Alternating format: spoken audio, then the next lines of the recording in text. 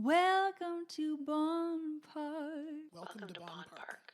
Welcome to Bonn Park. Welcome to Bonn Park. Welcome to Bonn Park.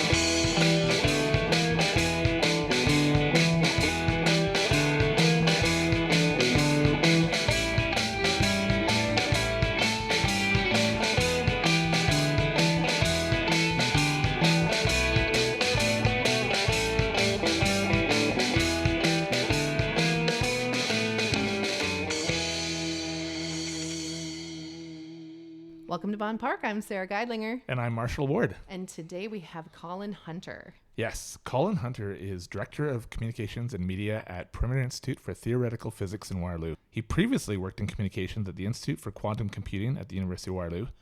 And for 8 years prior to that, he was a reporter at the Waterloo Region Record, and he was a winner of a National Newspaper Award. Colin is also the creator and writer of Kayfabe News, a humor website that since 2012 has had over 30 million page views and recently spawned a YouTube show. Sara and I are going to be chatting with Colin Hunter about some of the deepest questions of the universe, space-time, black holes, Black Sabbath, satire, and the wonderful world of professional wrestling.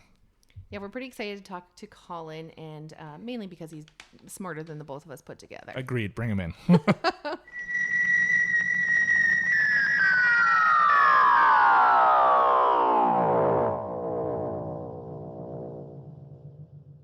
Colin, thank you so much for coming. Colin Hunter is here, and he's not to be confused with the Colin Hunter who is the founder of Sunwing and Airlines. a self-proclaimed jazz crooner.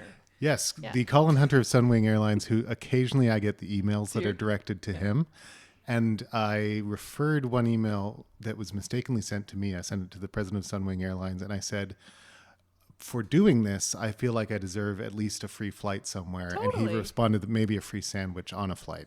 So I don't think they serve food anymore. I'm not that Colin Hunter, and I won't croon. They won't croon. So we'd like to start out by talking about how our guest met one of us, whoever has brought you in.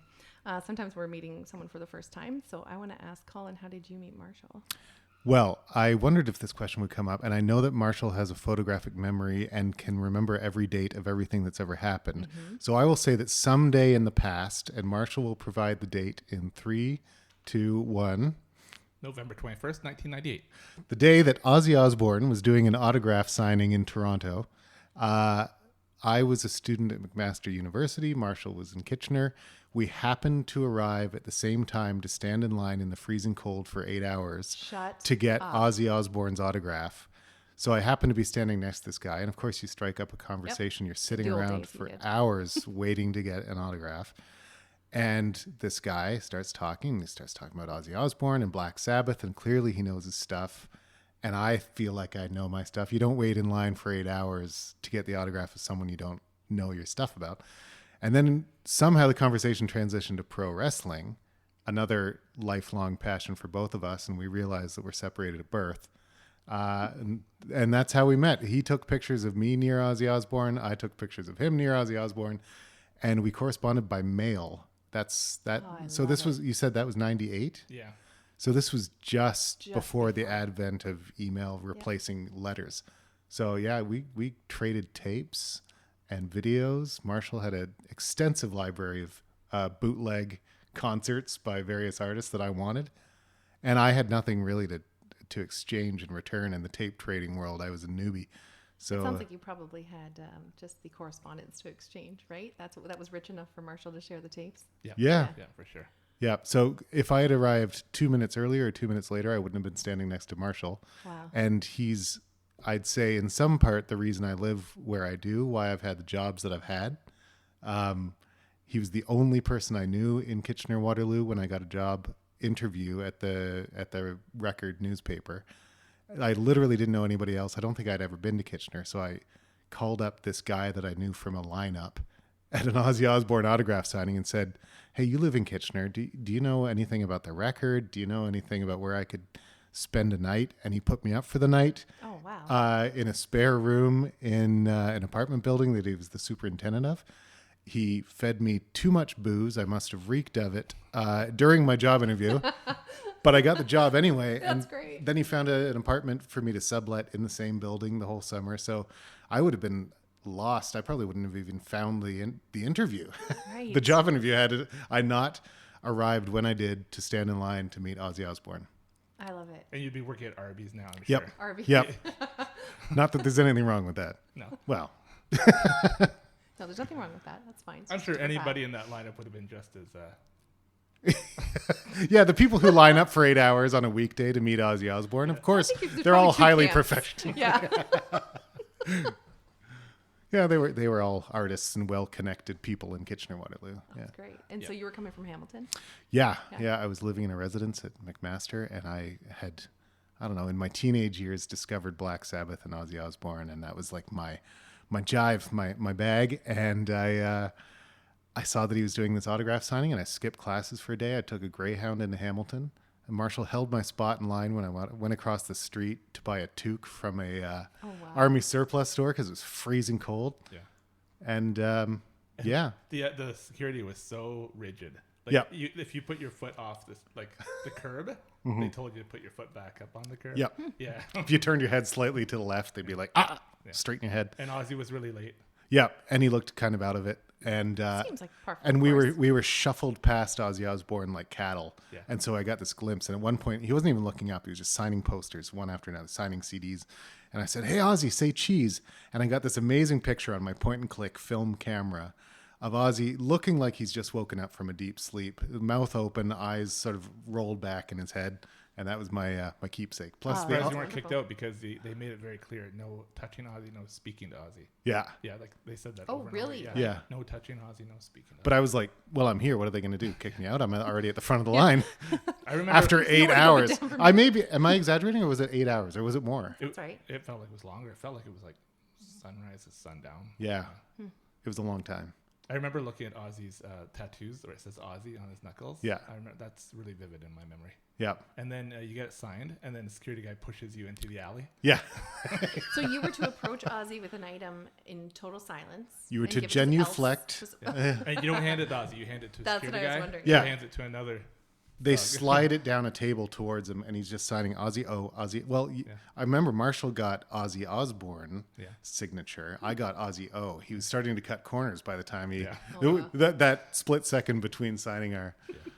And you had a picture of Black Sabbath in which the drummer Bill Ward had his finger. No, Bill Ward had his finger up Ozzy's nose, or Ozzy had his finger up. Ozzy has his finger up Bill's nose. Yeah. Oh, that's lovely.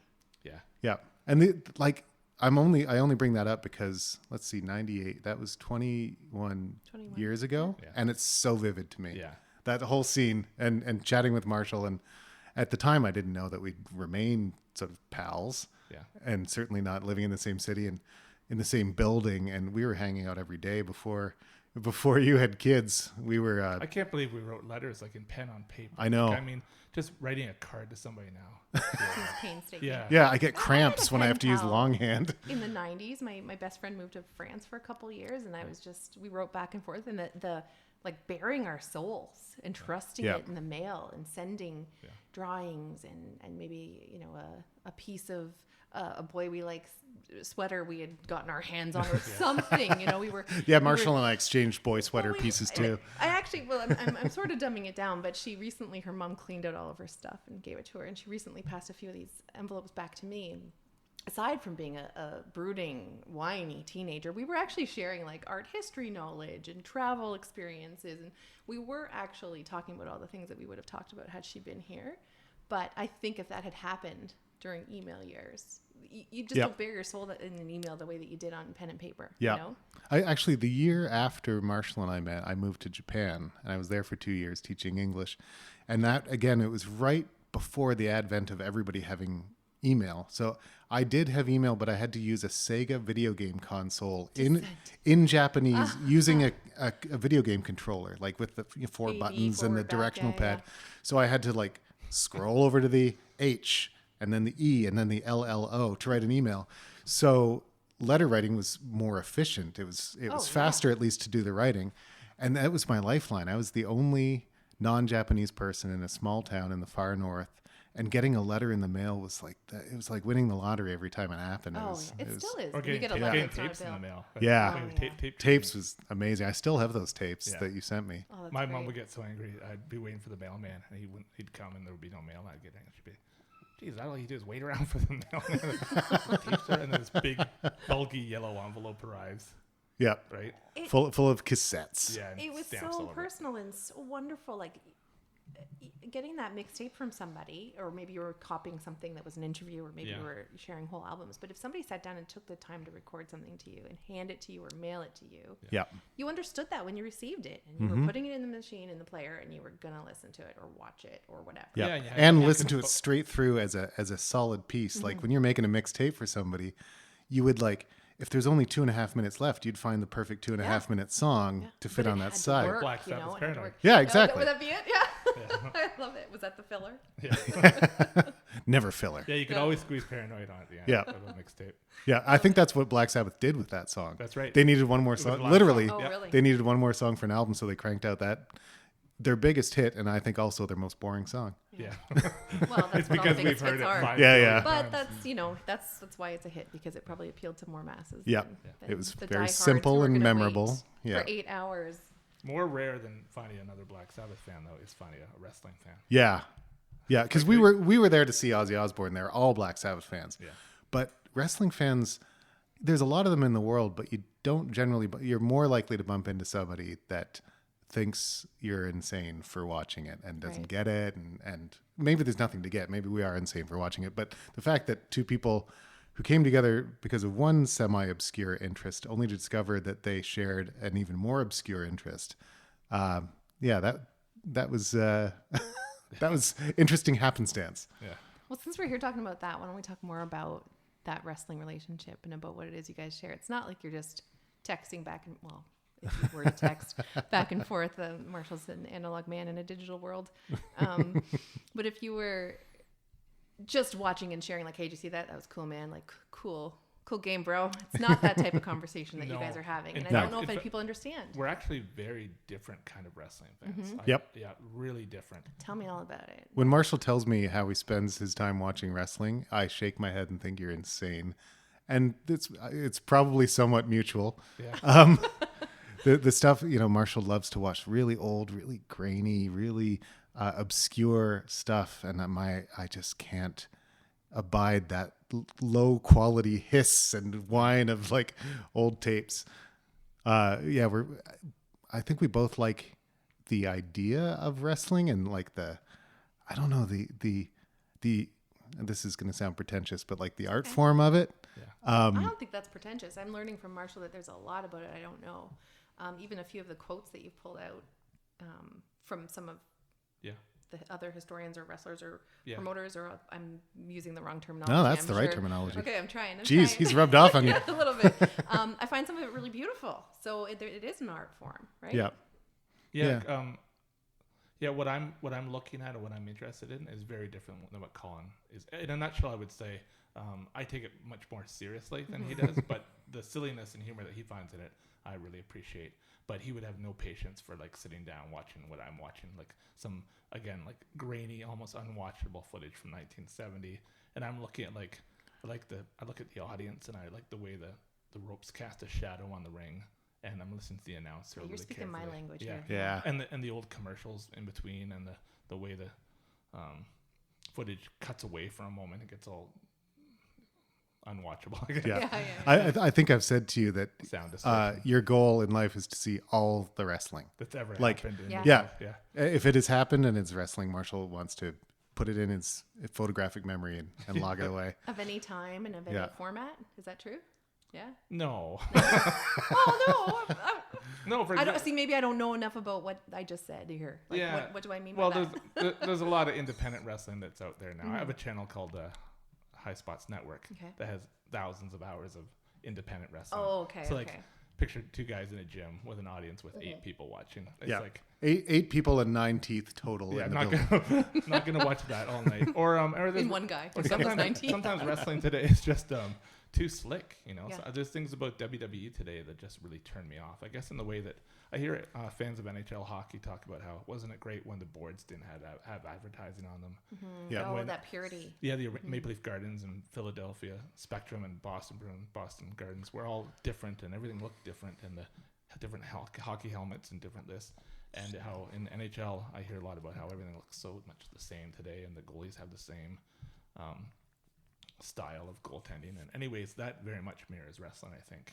Oh yeah. That, it feels like a very manufactured, everything's so tight and controlled. And anyways, wrestling fans like me always long for the days gone by, like back to the 80s or whatever, right? Right. When you grew up. Yeah. As a grown-up, I think I've spent some time, people ask me, why do you watch that stuff? It's the classic question that wrestling fans get, like, that's fake, right? Why do you watch that? But Is that the ultimate insult, that wrestling is fake? no, everybody knows it. Okay. It's but I honestly think it does, for Marshall and for me, in very different ways, trace back to our childhood. And I now have sort of the benefit of hindsight, where I can say I never thought it was a real sport, because I remember very clearly I was just a little kid. I was at my friend's house and his dad was watching it, and I just heard his dad remark, "Oh, look at that. They're not even punching each other. That's all fake." But in my head, I didn't even know what that was. I just saw this thing on their television, and I heard the dad say that it's all fake. And then a few months later, I see it. I'm like, oh, that's the stuff, the sort of fake fighting that my friend's dad was talking about. So I never had that delusion that most kids have, which is it's a Wow, real this is sport. happening. And then there's Yeah. the Santa Claus isn't real moment. If that's what you believe, Yeah. listeners.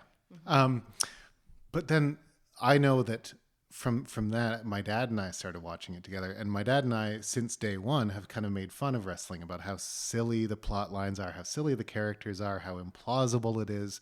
And that's still what I'm doing now. I'm poking fun at it through this website that I run. And that, I think, is where I find the joy in it, that it's this sort of surreal art form where you have to suspend some disbelief, but on the other hand, there's these real humans playing these roles. Their real lives are sort of in the balance of whether they achieve stardom or they are in a gymnasium in front of 8 people. So that's the whole thing fascinates me. And somebody asked me if I considered myself like a huge wrestling fan, and I was like, I'm not even sure I consider myself a wrestling fan, like, because I don't get super excited and jump up and down and cheer and boo. I'm fascinated by it. I love the charade and the facade. It's the same reason I love magic, like illusionists and sleight of hand, because I like when what you're presented at face value is not actually what's going on. And I like the idea of that. There's the deception on the part of the performer, but there's the suspension of disbelief. Nobody believes the lady really got cut in half, Right. but they're willing to play along. Oh, for sure. And nobody really believes that, Hulk Hogan could pick up Andre the Giant and slam him if Andre weren't willing it to happen, right? But 80,000 people in the right moment, when the magic is happening and the performance art is firing on all cylinders, 80,000 people can still jump to their feet and cheer, even though they know the fix is in. They don't care. We're all agreeing to believe in this moment. And If have you it watch- happen for the magic, right? Yeah. I went to see, I'm not ashamed to admit this, the last few Fast and Furious movies. Don't be ashamed. Terrible They're movies. well loved. Terrible movies that I love so much. Yeah. I love hating them and I hate loving them. And it's the same thing. I know all of that is special effects. Well, there's special effects and there's fast cars and there's big muscly guys who have stunt doubles, but who cares? You get lost in the moment, and the over the top ridiculousness is part. You enjoy. Yeah, Yeah. It's a multi-leveled experience. You're all willing to, like, in that audience, same thing. You're willing Yeah. to buy into this experience that you're having. We're all going to believe that these kids have these cars, and that when you do own a car, you probably look like that. Yeah. And people can get snooty about wrestling, but anybody who has, shed a tear and pulled out a Kleenex at King Lear, or their, thing, you're buying in. their favorite. Or American Idol. Yes. Yeah, American Idol. I was going to say even like a sitcom with a meaningful episode or a season finale. Well, Who's the Boss used to always get me with that. Exactly. When Samantha needed to get a bra, I mean, geez, that was pivotal. Big deal. Interestingly, when I first heard about your website, kayfabenews.com, we were at a comedy show where a wrestler, Mick Foley, was doing comedy. And Colin and I were sitting there waiting for the show to start, and he said, I have this idea I want to tell you about. And I realized that was the first time I heard about what Kayfabe News would be. And I don't think I fully understood what you were going to do. Neither did I. Yeah. That night was actually part of the inspiration. I had the idea, but I didn't quite know what I was doing with it. And so you'll remember that we parted ways from the club where this show happened because I very brazenly, mostly drunkenly, invited myself along for dinner with the headliner, with Mick Foley, this like internationally known wrestling guy.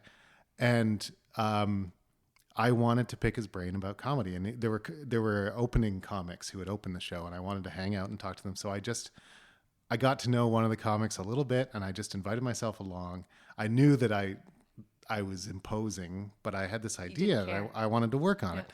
And so I went along, and then one thing led to another. And now Mick Foley, we correspond regularly. He emailed me yesterday, and he shares my stuff, and he asked if I wanted to help him write his next show. And I think if I hadn't had a few beers with Marshall and just decided I wanted to chase this idea of like a wrestling comedy mashup website, and sort of just dove in head first, uninvited, it may not have panned out. I kind of love that. Do you try that with other ideas? Like, are you? And I mean, that's in a complimentary way. Are you sort of shameless that way? Like, I would definitely be too shame-filled to even I would let a good idea go by before I would try. So I'm fascinated by that. I think I've lost the feeling of being starstruck or even approaching a stranger to talk, and that comes from being a reporter. You do it every day, and I don't put a lot of stock in like the celebrity bubble that people are unapproachable. I think everybody's approachable, and if you get turned away, whatever, no big deal. But I'm happy to reach out to somebody that other people might feel, I don't know, intimidated, or just might feel like you can't make that contact. So what's the worst that can happen? That's sort of my philosophy. I think the worst that could happen is that they say no. Like, you get turned away. Or you get kicked out of Fan Expo. Yeah. Oh, do tell. Did you? Wait. No. Oh. But the handlers can be pretty mean. Yeah. I actually, Fan Expo was one place where I went because I wanted to find interesting stories to write. And everybody else, you sort of have to wait in line to meet somebody, but I would just sort of stake my spot, and whoever I wanted to interview. There was Leatherface from Texas Chainsaw, and Elvira, and a few others. When they were going from point A to B, I just sort of sidled up beside them and started chatting.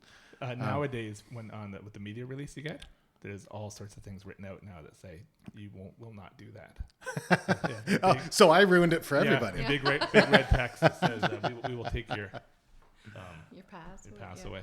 Yeah. I think we need to define for listeners, first of all, the word kayfabe. Yeah. Right. With regards to kayfabe news, and also satire as it applies to a wrestling website. I think you told me at first that you asked me if I knew what The Onion was. Right. And but I think we need to kind of define kayfabe, which I find difficult to explain. Yeah. So satire with regards to wrestling. Yeah. So kayfabe, it's an old Carney term. It dates back to, I think, the early 1900s, maybe even earlier. And the origins of the word are disputed. Some say it's Pig Latin for be fake, but it's the charade. If a good guy wrestler and a bad guy wrestler are out in public and they glare at each other and they gnash their teeth and they shake their fists at each other, they're maintaining kayfabe. It's the illusion that wrestling is a real sport, that the good guys are good, the bad guys are bad, they hate each other, and they're going to fight.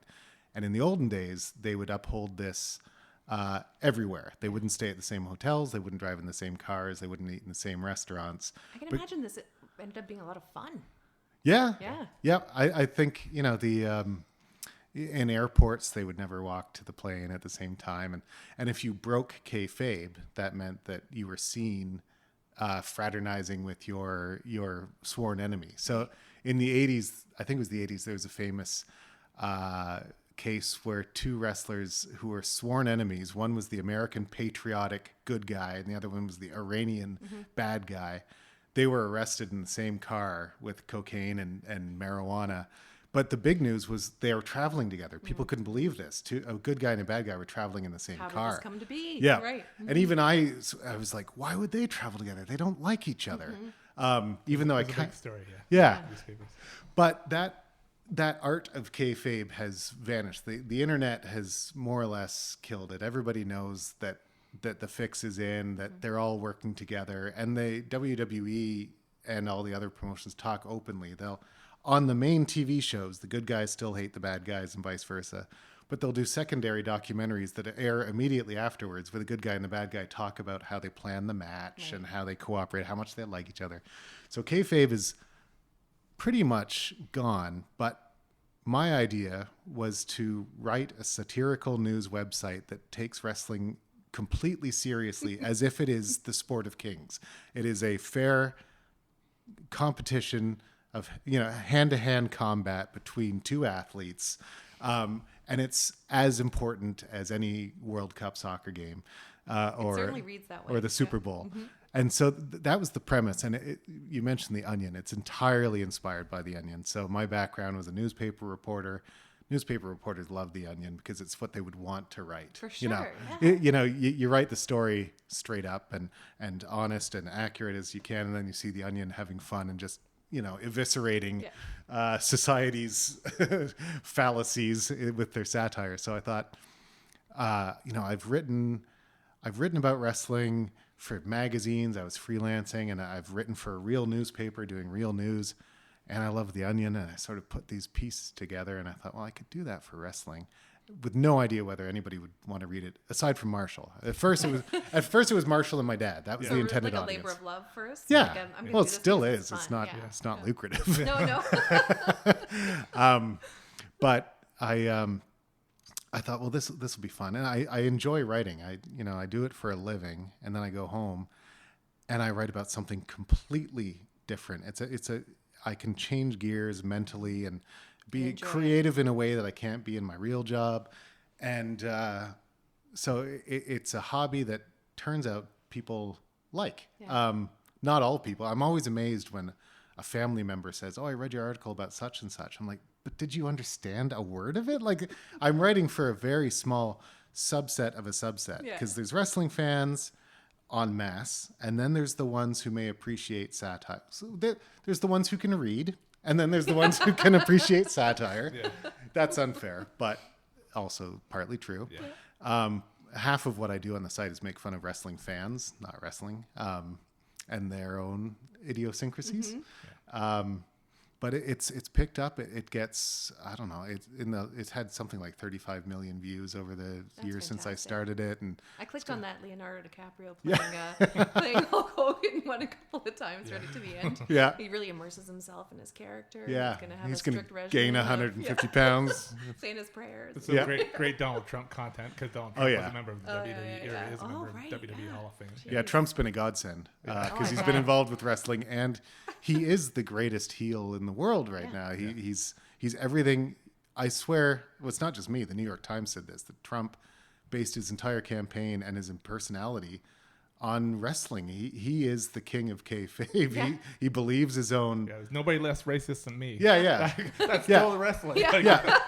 Everything is in absolutes. Everything is black and white, good versus evil. Yeah. It's all a lie. I said it, so it's true. Yeah. None of it's, that's the thing. None of it's true. It's all kayfabe. So the New York Times had an article. It actually was great for me because it brought the word kayfabe back into the mainstream. Wonderful. They said Donald Trump is the king of kayfabe. He's utilizing wrestling lingo and the pantomime and the grandeur and the spectacle of it to his advantage. And you look at his crowds at a rally, and if you put a wrestling ring where his podium was, you wouldn't notice a difference in the way people are behaving. There's the chanting and the racism. Yeah. Tantrum throwing. Yeah, I would actually argue that wrestling fans nowadays are far more woke, if you will, than the people at those rallies.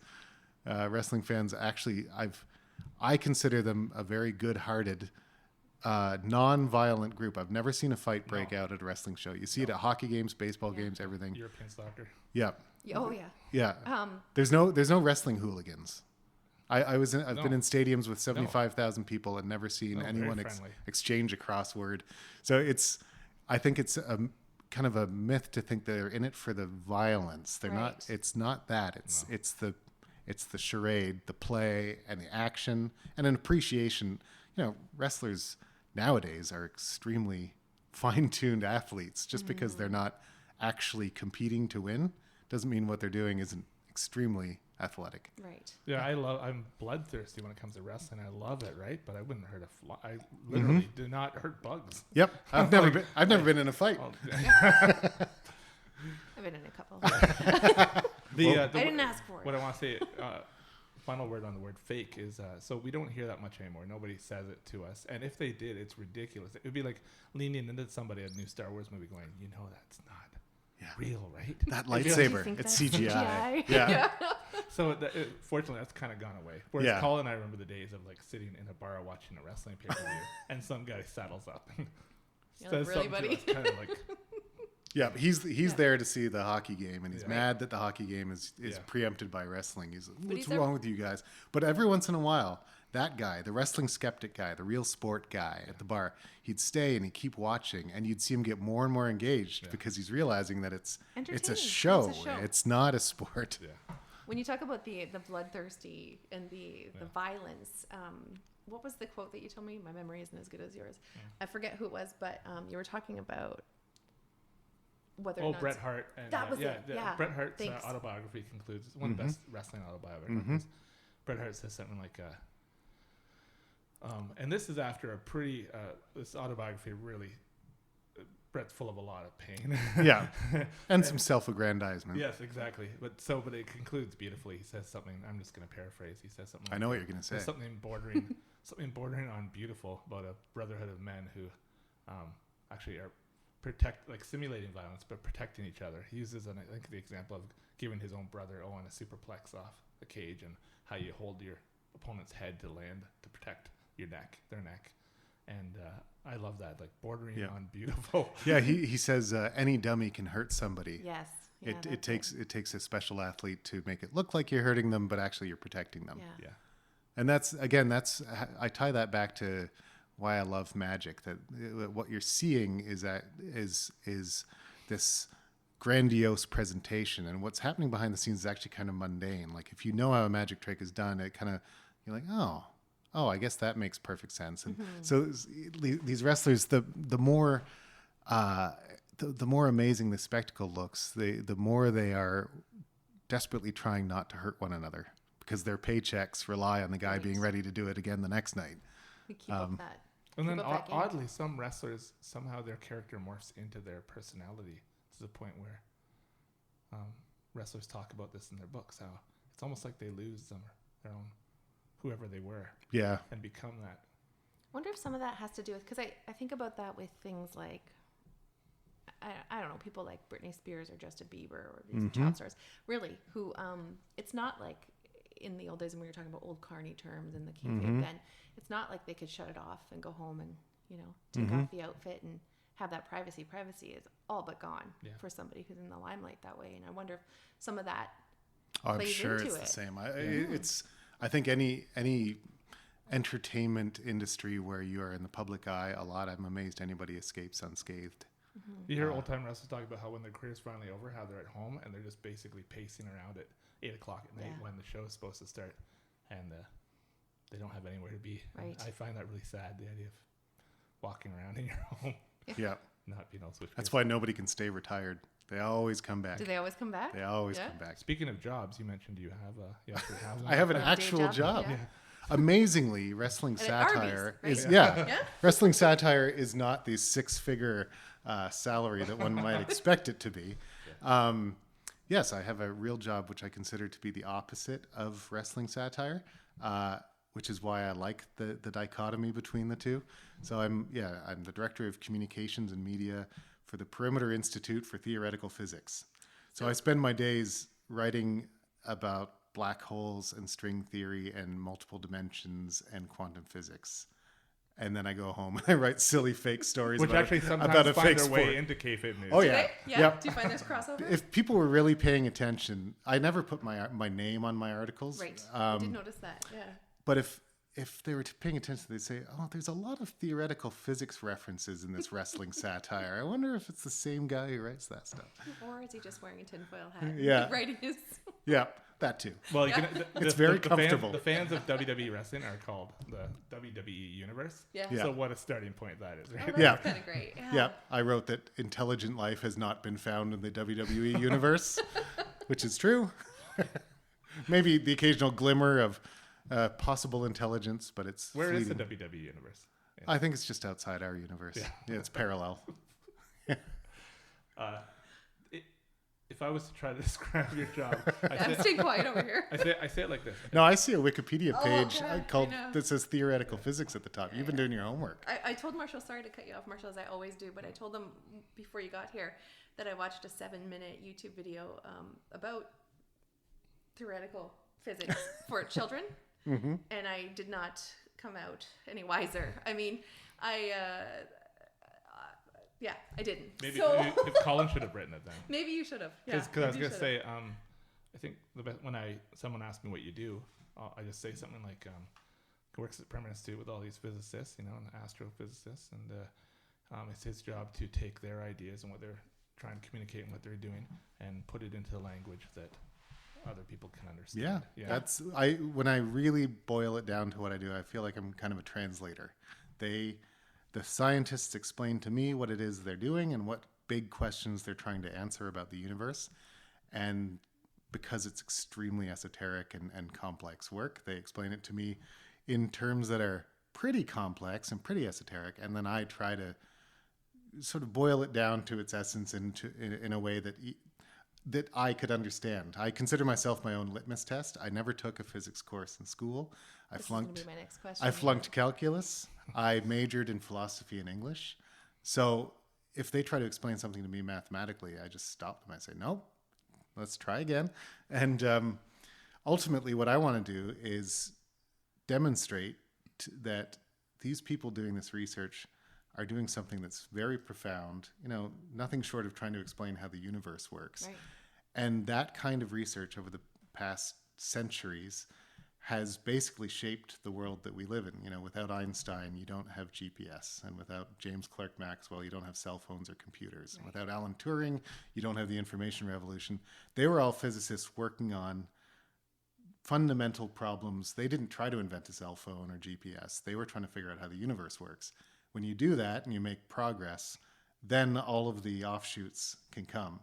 If you didn't have Einstein struggling away at a blackboard 100 years ago, who knows where we'd be? But we wouldn't be living in the world we are now. Right. And I think that's an important message for people to know. There's a lot of science phobia and anti-science sentiment, especially floating around nowadays. There's alternative facts, and there's denialism of climate change and other things. And it's personally, I think it's extremely dangerous. I think that's how societies go astray, when they stop listening to the scientists and start listening to the ideologues and the politicians. Think it's dangerous too, but I've read and seen so much of it bombarded in my face lately that a couple moments I've been like, am I nuts? Like, the science has been told to us. Yeah. Do we not have a grip on this? But that's how much of it is out there. Yeah, the internet has changed a lot of things for the better and the worse. We have the world of information at our fingertips, but we have a world of bad information at our fingertips if we build that echo chamber around ourselves with the Facebook friends we choose, the Twitter feeds we follow.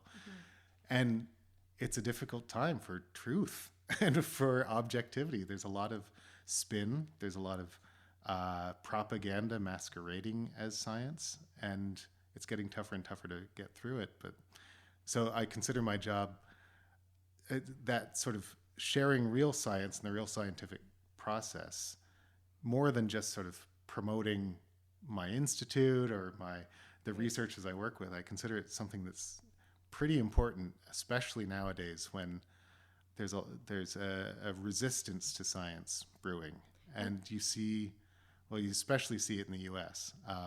Because, it's in the news every day. I don't need to rhyme it off, but it's a dangerous thing, and I don't think I don't think society can do anything but go downhill if science is not represented correctly. I think it's an important social challenge to make people understand real science and what it's done for society.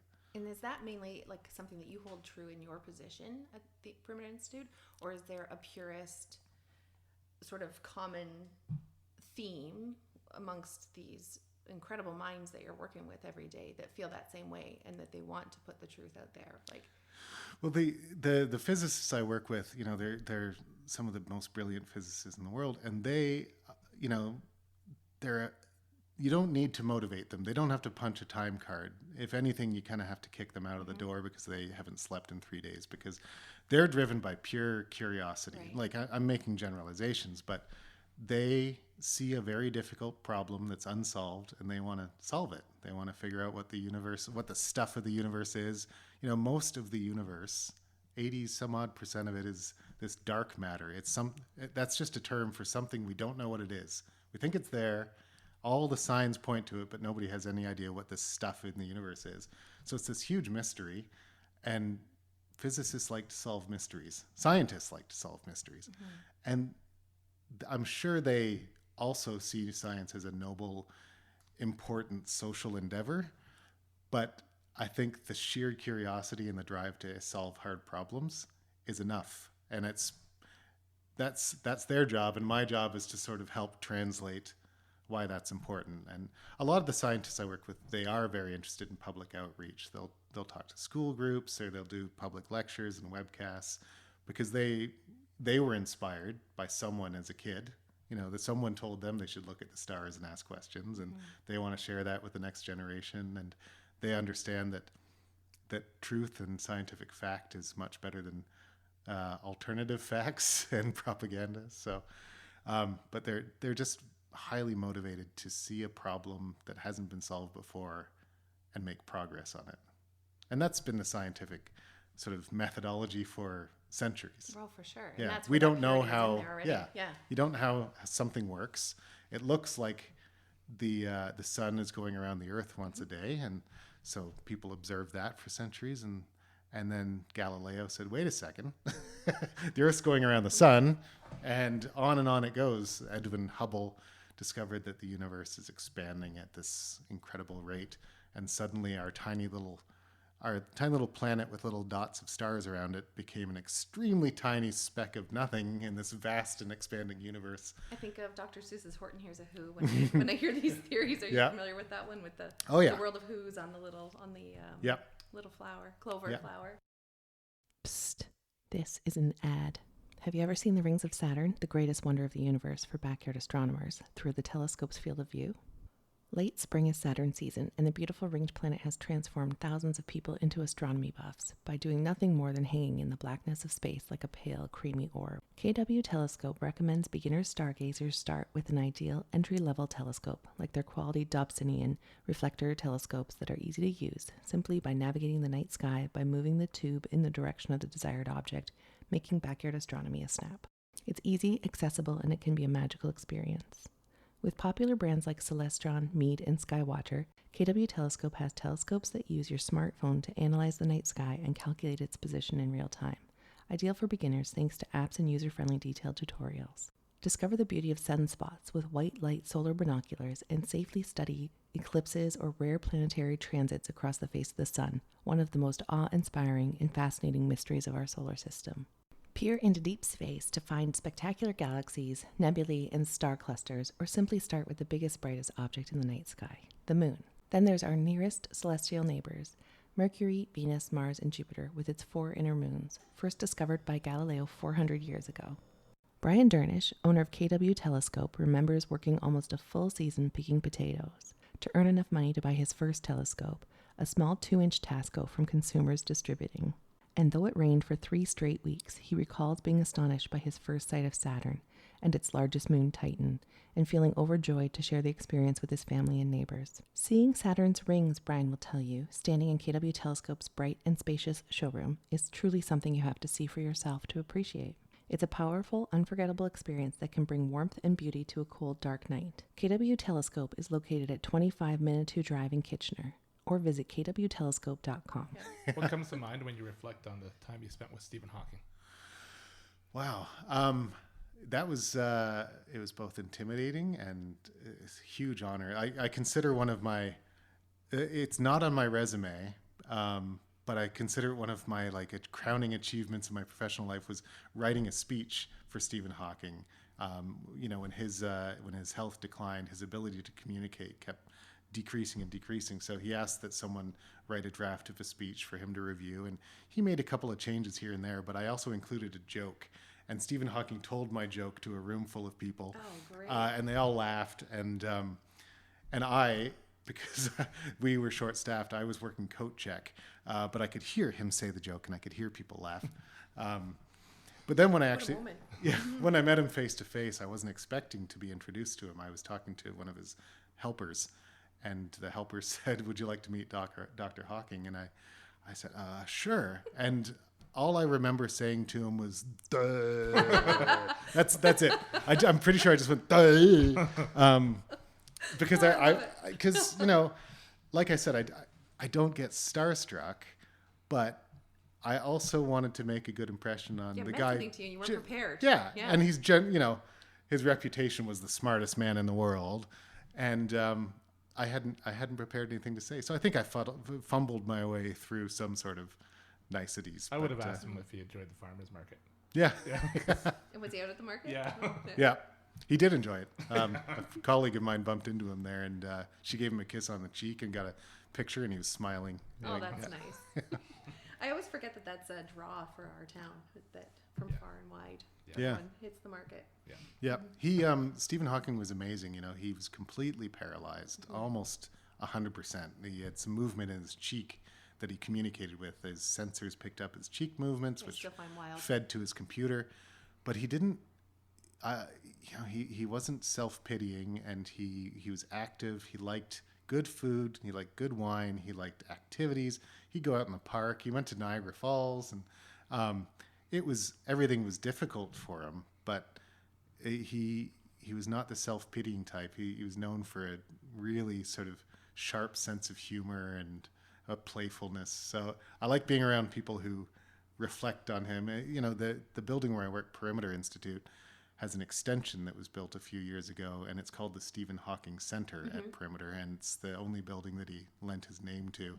And so it's kind of an honor to be in a building that's named after him. And it was a very sad day when he passed. It was, for decades he was sick. He outlived every prediction, but still some close colleagues and friends are among my coworkers, so that was a tough day.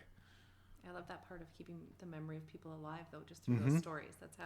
There's no other way to do it. Exactly. That's kind of what we're doing here. Well, it is what we're doing here, actually. We've talked about storytelling a few times, and there's a book that I was reading recently just about the art of storytelling in the digital age and how we are losing that art. Yep. And to me, it's everything. That's how we keep everything alive. That's how we teach our children. It's how we teach each other. It's your job, right? Yep. If I'm not mistaken. Yeah, I've been lucky. Storytelling. My entire adult working life has been telling stories. And I did it at a newspaper, and I interviewed hundreds, thousands of people and got to tell their stories. And now I'm telling sort of scientific stories. And I realized, I was talking to somebody the other day about journals, writing a journal, how it's a good thing to do. It helps you take stock of your mind. And I've never really done it before. And boy, is it not easy to write about. It's so much easier to write about other people than to write honestly about yourself. I hated it. It's a good process. I think everybody should try it. But boy, it's easier to tell other people's stories than to sort of confront your own. Do you think it'd be easier to podcast it?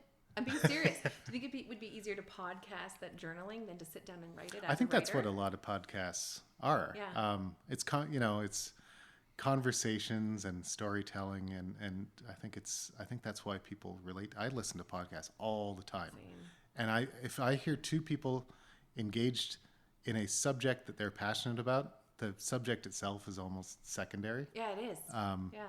It's I think we're all drawn to that. It goes back to sitting around a fire. Our ancestors, many millennia ago, sitting around fire and telling stories. That was the way humans communicated.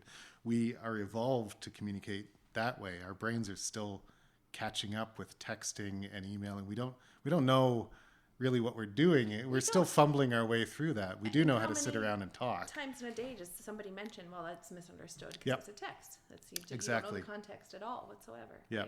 Right? LOL has become not laughing out loud, but it's become this text It's almost not punctuation meant, now. Yeah, it's not meant with any snarkiness whatsoever. I just meant it as a light moment, right? Yeah. That's what it means now, instead of I'm actually Yeah. laughing out loud and snorting. I think we're in a weird place as the human race is our technology and our means of communication have changed much faster than our ability to catch up in sort of the evolutionary sense. So we're still figuring out what the internet. It's only been around for a generation. We're still figuring out what that's going to do to us, Yeah. whether we come out better on the other side or not. But sitting around and telling stories, I think everybody still loves sitting around a fire. That's hardwired into our DNA. And that's kind of what podcasting is for the digital age. I think it is. Yeah, you should have a little candle in the middle of this table, and then we'll be sitting around a fire. Our instinctual DNA would just start throbbing with familiarity. Doesn't that feel so good though? Like I know we have other questions to get to, and this is going to be a story that's told way too many times on this podcast. But the reason why we started this was because Marshall and I enjoy each other's company and conversation so much, which is obviously a theme in his life. And spent so much time talking one day. He was walking by my window and I threw the window open and almost hurt myself and yelled at him through the window. And we ended up talking for a couple hours. And that was the birth of this, because we just enjoyed storytelling to each other so much and each other's company. And I think even in our own lives, sometimes we're missing that little connection. Yeah. Plus, Marshall's a very good storyteller. Yeah, he is. He's the best, actually. He's a raconteur. Colin and I actually rarely ever even sit in each other's presence for very long and talk Okay. like this. It's usually short phone calls once in a while, Yeah. and a lot of email communication. And But it's one of those things where it just picks up where there's no Yeah. getting reacquainted. no. And that's entirely what happened with us outside. On this Yeah, and old jokes from 20 years ago just Yeah. is kind of being rehashed. And If stuff. you read our emails, you'd see all these words that don't really exist, Oh, you that have have your just own become language? part of the I love it. parlance. Yeah. Are you thinking None of of one which now? we can repeat Oh, okay. for reasons that Yeah. once we actually explain what they mean. Yeah. Nope. Okay. Not- Or not- I feel we're like not if sharing if any I of them. tried to explain it, it wouldn't even. No. somebody Maybe you else were would find separated it. at birth. Yeah. Maybe this is your language. Yeah. I have wondered that. I imagine you in the Perimeter Institute at times thinking, how did I get here? Kind Oh of yeah, thing, all the right? time. Dumbest Yeah. guy in the room. Yeah. It's intimidating when you think these people are all brilliant. They're from all over the world, and they've come here because they're super smart and they understand things at levels that I couldn't begin to imagine. But they're also still people, and they are good at that thing, very good at that thing. Sometimes very good at lots of things. There are musicians and artists, but only a few are really good at translating their work into everyday language that normal people can understand. So I've got my thing that I can do that I'm better or capable at. Yeah. And that took me a long time to realize that, they're really good at physics, but physics is one of many things that make a person complete. Oh, entirely. Actually, I was thinking about this when you were mentioning that same concept earlier, because in my day job, I work with engineers, and they're civil engineers, and they're brilliant. They are literally shaping the surface of our world. They're considering things like hydrogeology and water resources and rehabilitation and infrastructure growth over decades, and how long can a subdivision 50 kilometers out of town last on that amount of groundwater that we have in that area of town, and what's the geology going to look like once it's done. And I'm rhyming off a bunch of stuff that they say, and they're so clever, but they're also so incredibly kind because I'm translating their work into a drawing. So I'm drawing what they're trying to say. So I see these high-level thinkers just That's an buzzing with each amazing other, skill. absolutely buzzing with each other, talking about all these different concepts, flying all these ideas around, and at the same time keeping code in mind and restraints for the areas that we live in and the cities that we live in. And then I see them go and talk to me about it. And it's a beautiful thing. Some of them are really good at it. Some of them aren't that great at it. But they all have to make sure that idea gets to me so I can draw it on a plan. Yep. It's not that different. But I do really, really respect that turning the engines down a little bit so that I can try and translate some of that work. Well, I think it's your about jobs are finding. similar, like in the sense that you'll never fully grasp the idea of a super black hole the way those Right. Yep. physicists will. It's about finding some common ground and the sort of the universal themes that we can all sort of understand and get our heads around. And it takes some work, but it's always doable. There's nothing that's outside of the realm of anyone understanding. It's you know, one of the great physicists, I'm going to forget which one, said that you don't really understand it unless you can explain it to a fifth grader or something like that. Right. If you can only explain something mathematically, you haven't truly understood it. So my goal in my work is to try to help people understand something that they couldn't understand mathematically, but maybe able to understand through video or animation or a story or a podcast. Right. Yeah. So I think that's kind of what you're doing here. You're finding common ground. Like, we just met. Yep. And And we so found much all to this talk common about. ground, including commonalities in our professional lives. Yeah. Yeah, I think it comes down to emotional intelligence too, right? Mhm. And when you're working with somebody who maybe doesn't have a lot of emotional intelligence or people skills, and then that's harder work for the person who does, Right. to make that work. And anyways, you know what I'm getting at there. Yeah.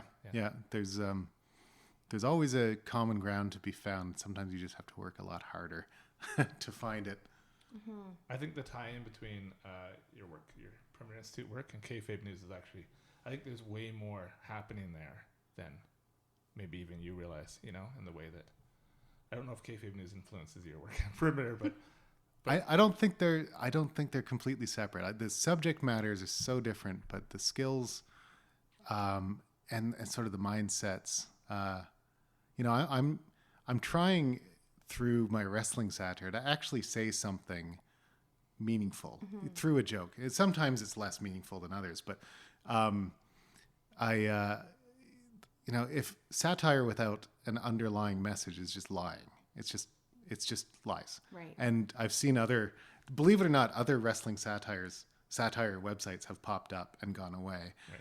But it's because they're just making stuff up for the sake of starting a rumor or making a lie. But satire has been called the lie that tells the truth.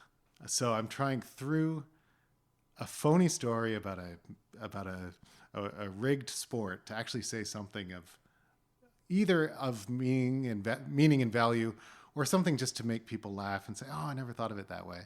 But I've actually, I've done satire about gun control and, a lot about American politics and the idea of truth and falsity and gender inequality and racism. It's all couched in jokes and silliness. But if there's not a message, sort of an underlying fallacy that's being jabbed at, then it's not really satire. I can think of a great example of this. Colin can, in a brilliant way. So WWE is known for, in the last couple of years, really bringing women to the forefront, to the point where Ronda Rousey from UFC main evented WrestleMania, and then through Colin's satire. Oh, so WWE will present it like they are the forefront of feminism. Yes, right. That's how they present it. But Colin, revolutionary change. The world has never they say it seen, over and over and over again, right? This is historic, this revolutionary. very packaged kind of way to present it, and then Colin through satire will do this amazing job of pointing out. So these organizations 20 years ago weren't doing this already, and let's forget about how you did this, and that. Right. Pillow fights, mud wrestling, all that Yeah. garbage, right? And that's this brilliant way of just kind of it's like critical thinking, right? It's Yeah. just don't just take this information and go with it, Yeah. Because Which is what people are There's doing. you need a skeptical eye. And to be honest, often I don't know what to write. I sit down at the computer and I want to write an article. I try to do one every day, but I don't know what I'm going to write. I sit at the computer and there's a few things I do. I'll go to WWE.com to see what their big news is, but then I'll go to CNN and Fox News. Those are my next two stops, because often the wrestling is just the dressing on an issue. And I find a way to attack an issue through wrestling. So I did the Wrestling Fans Guide to Brexit. Brexit explained for wrestling fans. I've done quantum physics explained for wrestling fans. Maybe that's the one I should watch. Yeah. And so I'm really using wrestling as sort of the costume to put on making some sort of social statement. Of course, sometimes it's just pure nonsense. One of my favorites is I'm like, coming up with I'll just paraphrase to tell like some scientists baffled by. So anyone who's seen a wrestling match knows wrestlers bounce off the ropes and come back. like in scientists baffled by the elasticity of wrestling ring ropes. Because it makes no sense. Objectively, rationally, a person running towards ropes shouldn't turn his body and then bounce and then come running back. Like, that's not how elasticity works. Yeah. And there's so many things that wrestling fans have to just accept as this is the way it's going to be. Like, if you want to hurt, part of the illusion, right? If you want to hurt your opponent, you can slam his head into the turnbuckle. That's a pillow, basically, filled with stuffing. Yeah. Except people are like, "Oh my God, he slammed his head." Or the fact that they stomp their feet while punching to make the sound louder. It's like, we just all accept that. Mm-hmm.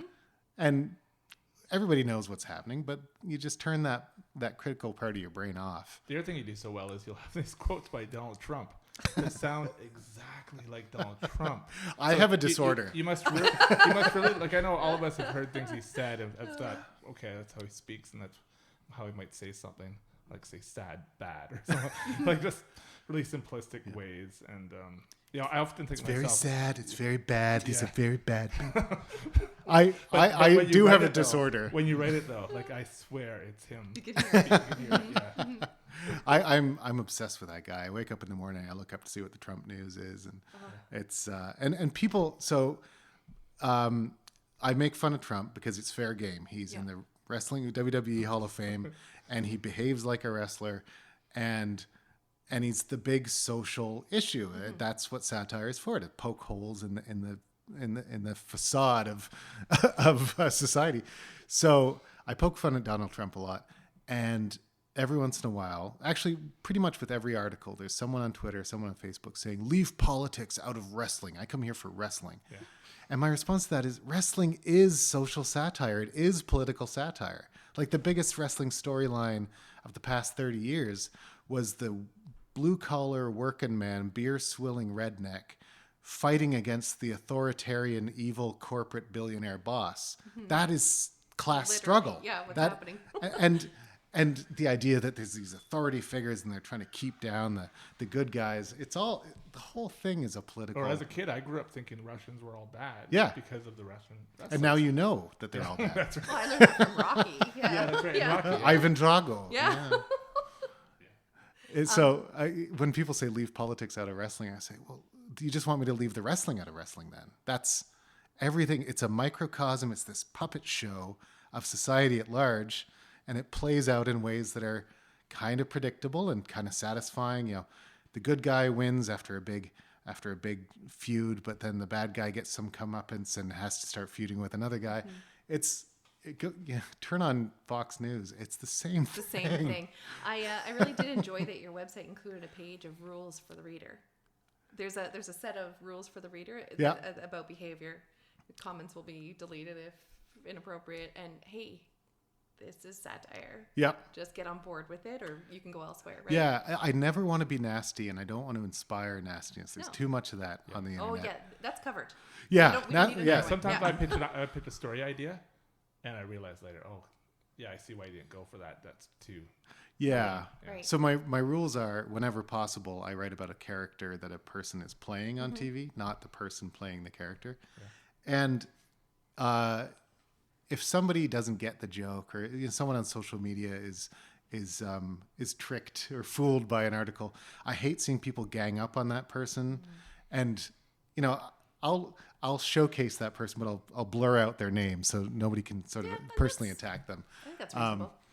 And I've had a couple of times when wrestlers themselves have been like, "Oh, come on, man," and I take another look at it and I soften the harshness of it, or I change it around. I'm not interested in hurting feelings with this. And actually, the former head writer of WWE, the guy that was in charge of writing the storylines, he has since told me, I've got to know him, and he told me that they used to read my stuff in the writers' meetings when they're writing the shows, and they loved it because it was never mean-spirited. Yeah. It was always poking fun at characters, and it always had this sort of deadpan style that wasn't sort of mean and nasty. And so that was great. And he told me that he showed Vince McMahon, the overlord of pro wrestling. Even I know this name. Yeah.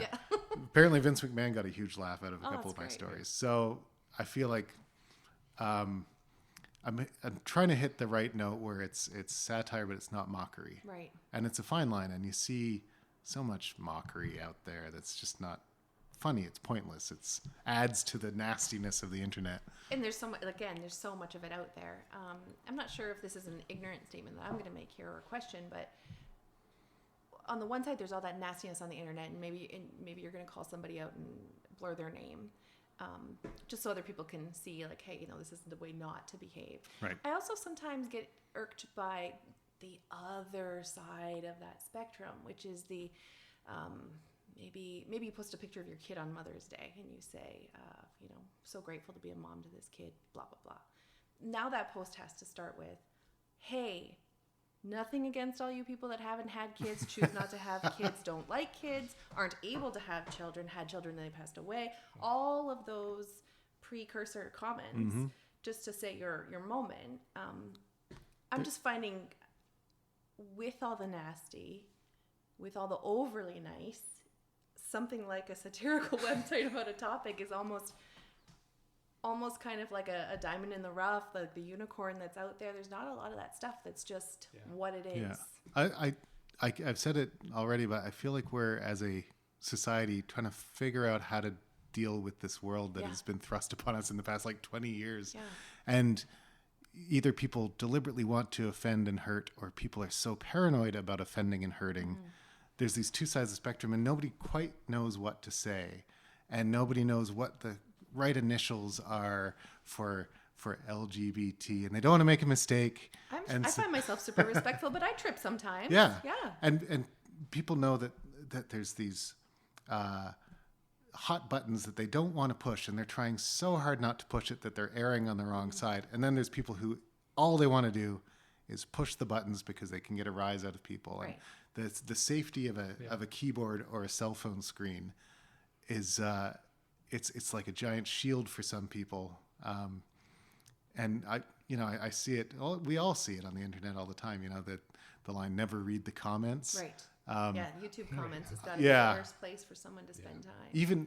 Even for a theoretical physics research institute, with people, we put out these videos of brilliant people talking about black holes and the Big Bang, and we released a video of a scientist who was one of the people behind a major breakthrough where they've got humanity's first ever image of a black hole. Right. It was on this coming out. Yeah, headlines all over the world. And this YouTube commenter said, the only black hole is the space between this guy's ears. Right. Referring to the scientist. Is this necessary? And I was like, okay, so you must be brilliant. Yeah, what do you know that we don't? So I clicked on his profile, and all he links is videos of chemtrails, which are the supposedly toxic, mind-controlling chemicals released from government airplanes. Complete bunk. But he has an equal forum. It's just as easy for him to hit send on his comment as it is for the most brilliant scientist or the most gracious humanitarian. So everybody's got the same platform, and we don't quite know how to interact with each other. And could it be that same thing we were saying earlier, which is just we're sharing everything and we don't know how to deal with it? Yep.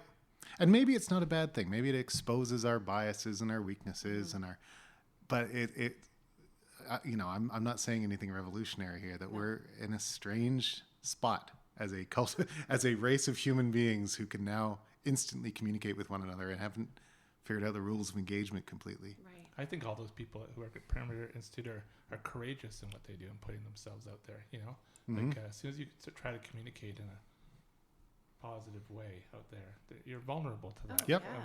Mike Farwell, I love listening to the Mike Farwell show on 5 Sunday News. I heard him have this amazing discussion for an hour. He's so good at what he does, speaking to guests and callers, and he gets out every kind of caller you can imagine. And his last caller a while back, she comes on, and I think anyway, she goes, I was always taught that if you didn't have something nice to say, don't say anything at all, right? And Mike beautifully goes, well, I wouldn't have a talk show. Thanks for calling. Yep. Yeah, differences of opinion are great. Oh, yeah. We should have more differences of opinion as long as it's civil. It'd So- be so boring if we Yeah. didn't. Marshall will know this name. There is a wrestler named the Necro Butcher. Okay. And the Necro Butcher imagine whatever you're picturing when you hear the words Necro Yeah. Butcher. I've got an This image. is how he wrestled. Blood and guts, bleeding all over the place, really violent stuff. He's actually a very smart guy, but he is a Trump supporting Republican. And on Facebook, we're Facebook friends, and I watch as he gets into arguments with people and they just devolve into shouting matches and people get blocked and people start swearing. So he posted something that I thought was total nonsense. But I said, in the interest of open and lively debate, here's my counterpoints to your points. And I listed them one by one. I said, I welcome your opinion. Let's go.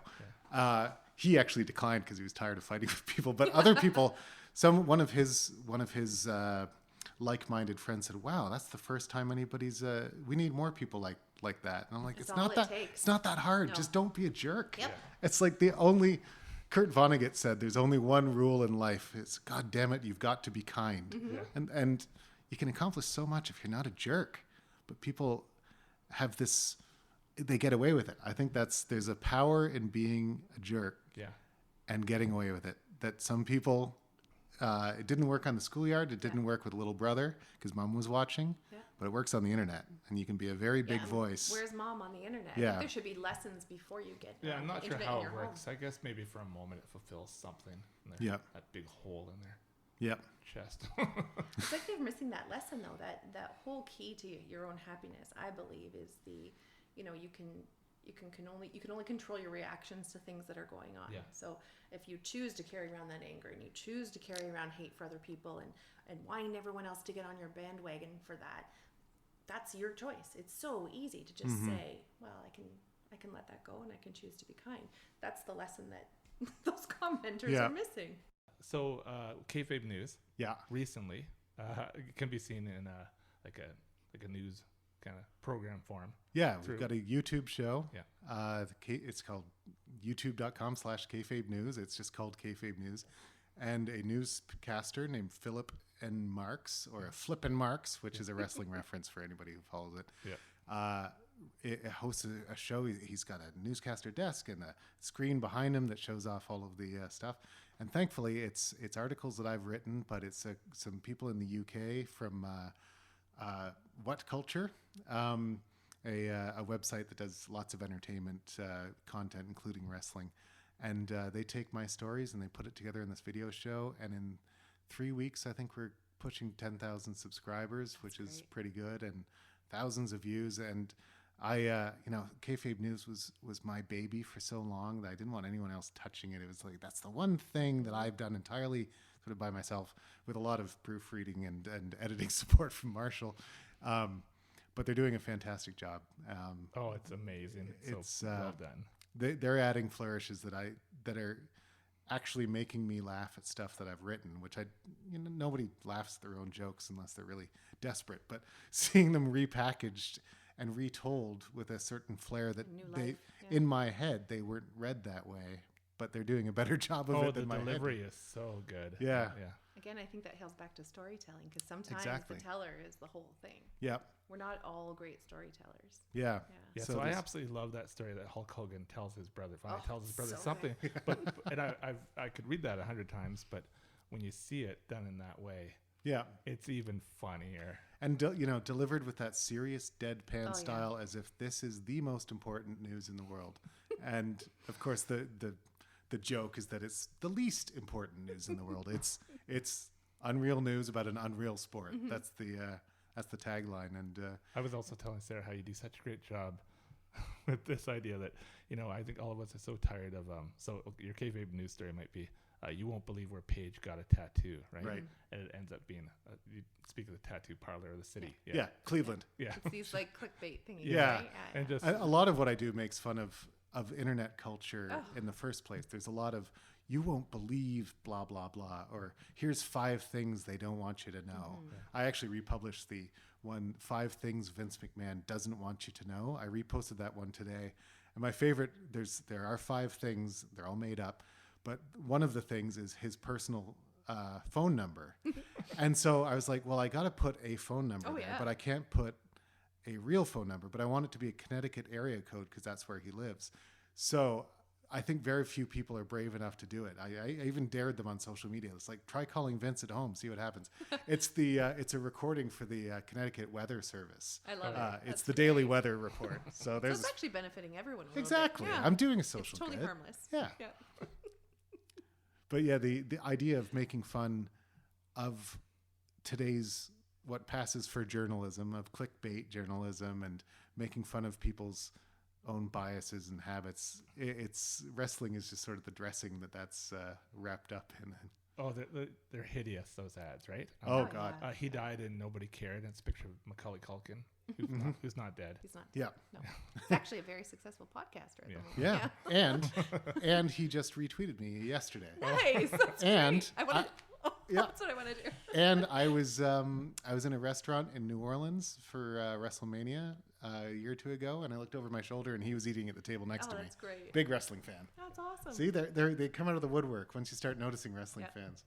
Yeah, Macaulay Culkin. You he's still even. have a handshake or something. Yeah. We have to work out the secret signal Yeah. that we're in the brotherhood. I think you should be picking up a Sisterhood. nearby chair and hitting someone with it. Yeah. I think I have a final question for Okay. the podcast here. Ready. At the Perimeter Institute, what is It started correctly. That's how I start all my questions. what is the biggest question? I think I know what it is, but if that question's ever answered, is it even where do we go from there, right? Yeah. Well, I've asked that question too. I've asked people. So I interview a lot of scientists, and I have some go-to questions. One is, what keeps you up at night? Mm-hmm. What question is bothering you so much that you literally can't sleep? They all have different answers. And ultimately, what is the big question? And I think you would get some different answers to that. But one open question that has not been solved, and we've been trying since humanity started looking at the sky, is how did the universe begin? Oh, yeah. We know when it began in its current form. That was 14 billion years ago, give or take a couple million, a couple 100 million.